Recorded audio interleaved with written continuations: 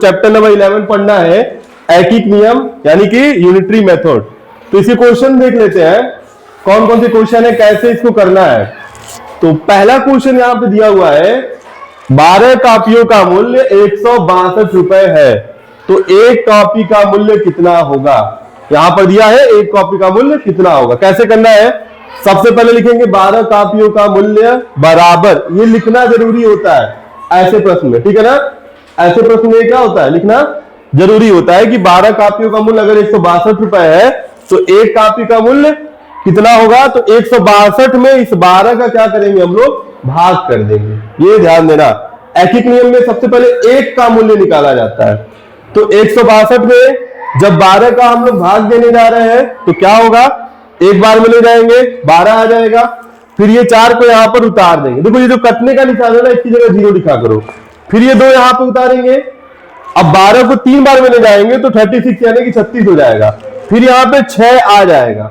अब यहां पे ध्यान देना है कि हम लोग रिमाइंडर नहीं रखनी, नहीं कहेंगे रिमाइंडर आ गया है, और आगे चलते जाएंगे, डेसिमल लगाएंगे यहां पर, इसे 60 बना देंगे, डेसिमल लगती है 0 आ जाएगा, और 5 बार में लेके जाएंगे, ये हो जाएगा 60, ठीक है।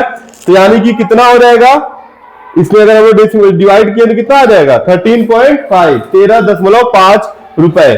अगर 12 कॉपियों का मूल्य 162 रुपए है तो एक कॉपी का मूल्य हो जाएगा 13.5 रुपए, ठीक है।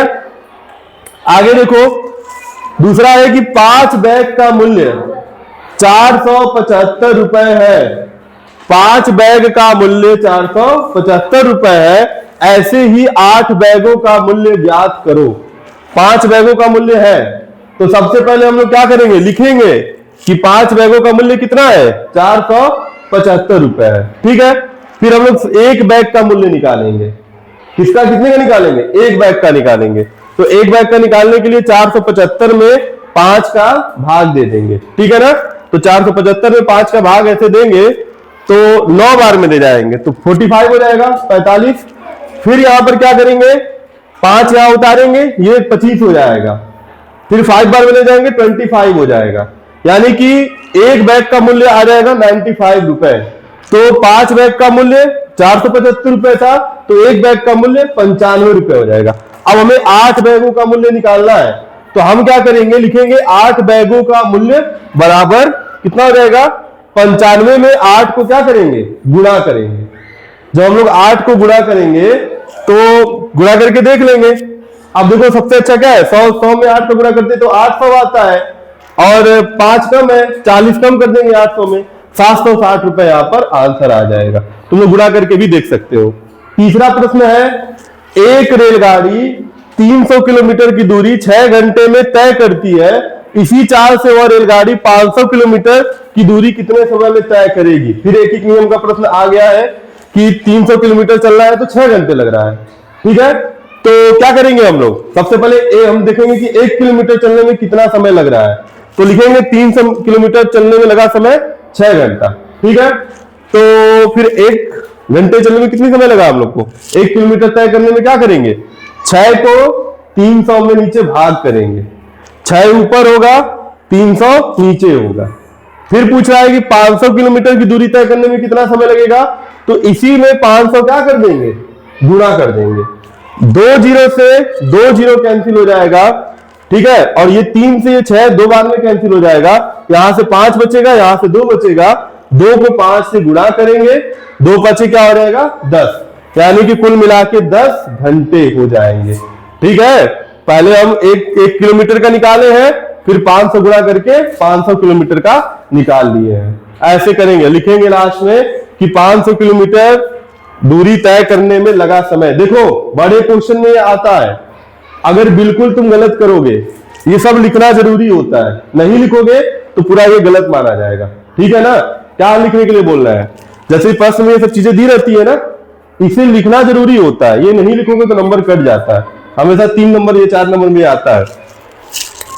एक परिवार 15 किलोग्राम गेहूं को 20 दिनों के लिए मतलब पर्याप्त है उसके लिए, तो उसी परिवार को 30 दिनों के लिए कितना गेहूं की आवश्यकता पड़ेगी। सबसे पहले हम लोग जैसे 15 किलोग्राम 20 दिन के लिए है, तो हम लोग देखते हैं कि एक दिन के लिए कितना चाहिए, ठीक है। तो एक दिन के लिए निकालने के लिए क्या करेंगे हम लोग, 15 में 20 का भाग दे देंगे, ठीक है ना। 15 में क्या करेंगे हम लोग, 20 का भाग देंगे एक दिनों का निकालने के लिए। देखो 15 में क्या किए हैं, 20 का भाग दे दिए हैं, क्योंकि 20 दिन में कितना गेहूं लग रहा है, 15। तो एक दिन में कितना लगेगा, 15 में 20 का भाग दिए हैं। 5 का पहाड़ा 3 बार ऊपर पढ़ेंगे और 4 बार नीचे पढ़ेंगे, तो 3/4 हो जाएगा, ठीक है।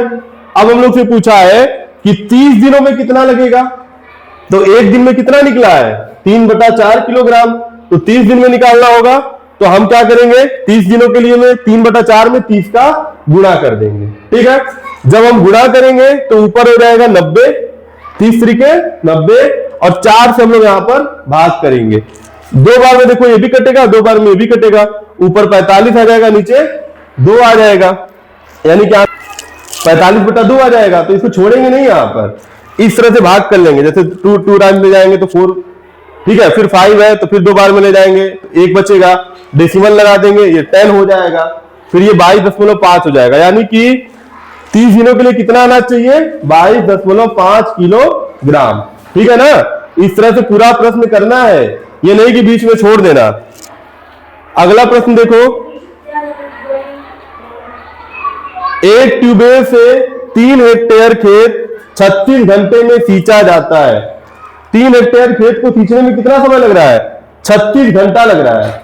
फिर पूछ रहा है उसी ट्यूबवेल से 12 हेक्टेयर खेत को सींचने में कितना समय लगेगा।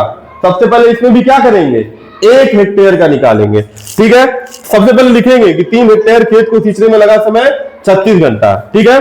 तो 1 हेक्टेयर में कितना समय लगेगा, 36 में 3 को क्या करेंगे, भाग कर देंगे, ठीक है। तो 12 बार में चल जाएगा, यानी कि 1 हेक्टेयर को खेत को जोतने सींचने में 12 घंटे का समय लग रहा है, ठीक है ना। अब हम लोग क्या करेंगे, 12 हेक्टेयर खेत का निकालना है हमें, तो हम 12 हेक्टेयर को निकालने के लिए पहले 1 हेक्टेयर को मल्टीप्लाई कर देंगे, यानी कि इस 12 में इस 12 को मल्टीप्लाई करेंगे, ठीक है। 12 को जब 12 से मल्टीप्लाई करते हैं तो आंसर आता है 144, यानी कि 12 हेक्टेयर खेत को सींचने में कितना समय लग जाएगा, 144, ठीक है ना। देखो 12 को 12 से गुणा करेंगे, तुमने गुणा करके देखना तो 144 आ जाएगा। एक बार फिर से पीछे करके देख लेते हैं, 144 घंटे आंसर आ जाएगा, ठीक है। छठवां प्रश्न दिया हुआ है, यदि 3 रजिस्टर्ड पत्र को भेजने में 115.50 रुपए लगते हैं, तो ऐसे ही 9 रजिस्टर्ड पत्र को भेजने में कितने रुपए लगेंगे, ठीक है। क्या करेंगे हम लोग, सबसे पहले लिखेंगे कि 3 रजिस्टर्ड पत्रों को भेजने में कुल कितना खर्च लग रहा है, 115.50 रुपए लग रहा है, ठीक है। तो ऐसे ही अगर हमको 9 पत्र का है तो सबसे पहले 1 पत्र का निकालेंगे, तो 115.50 में 3 का भाग देंगे, ये ध्यान देना, भाग देना जरूरी है। भाग देंगे तो 1 का निकलेगा, ठीक है। तो भाग कैसे दोगे ये भी समझ लो। देखो इस तरह से लिखोगे, इस तरह से लिखोगे 115.5, यहां डेसिमल वाला है, बता चुके हैं। 3 बार में ले जाएंगे 9 आएगा, फिर यहां 2 लिखेंगे, यहां 5 आएगा, फिर 8 बार में ले जाएंगे 24 आएगा, 8 तरीके 24, फिर 1 बचेगा, ठीक है। अब 5 ही उतारेंगे, डेसिमल के बाद ये 5 है, तो डेसिमल यहां पर लगाएंगे, फिर 5 तरीके 15 हो जाएगा, और ये 0 वापस यहां पे उतार देंगे, यानी कि 38.50 यहां पर 1 पत्र को भेजने में लग जाएगा। अब बोला है 9 का निकालना है, तो हम लोग क्या करेंगे, इसी में 9 पत्रों के लिए क्या करेंगे, इसी 38.5 जो कि 1 का है उसमें 9 से मल्टीप्लाई करेंगे, ठीक है। 9 से मल्टीप्लाई, देखो दशमलव का भिन्न गुणा भी बताया है और मल्टीप्लाई ये भाग भी बताया है। यहां भाग का इस्तेमाल हुआ है, अब यहां मल्टीप्लाई का इस्तेमाल होगा, ठीक है। इन सबको मल्टीप्लाई किया जाता है 9 से, जो भी आता है 0.2 स्थान पे लगा के वो हमारा आंसर हो जाता है, यानी 346.50 रुपए हमारे हो जाएंगे। एक आखिरी प्रश्न है, देखो इस प्रश्न को ना जल्दी से करने की कोशिश करेंगे कि राशन की दुकान पे 2 किलोग्राम चावल ₹34 में मिलता है, 5 किलोग्राम चावल कितने में मिलेगा, तो इसको ना झटपट करने की कोशिश करेंगे। नवोदय वगैरह में प्रश्न आता है अक्सर, ये नहीं कि बहुत पेपर पेन का यूज करेंगे। यहां पर 2 किलोग्राम है 34 रुपए का, तो 1 किलोग्राम कितना हो जाएगा, 34 में 2 का भाग देंगे, ठीक है, तो यह आ जाएगा 17। अब बोल रहा है 5 किलोग्राम को करने के लिए कितना चाहिए, तो 17 में 5 को क्या करेंगे, गुणा करेंगे, तो 17 × 5 = 85, तुरंत इस पे ऑप्शन कर देंगे। और वैसे मैनुअली करना चाहते हो तो ऐसे करना पड़ेगा, 34 में 2 का भाग दिया है तो 17 आया है, यानी कि 1 किलोग्राम का दाम 17 रुपया आ रहा है। फिर 5 का निकालना है तो 5 में 17 का गुणा करोगे, यानी 17 पचे 85, तो ऑप्शन हमारा 85 हो जाएगा। तो इस तरह से ये प्रश्न है, अच्छे से इसको समझ लेना, ठीक है। आगे अगले चैप्टर की फिर बात करेंगे हम लोग।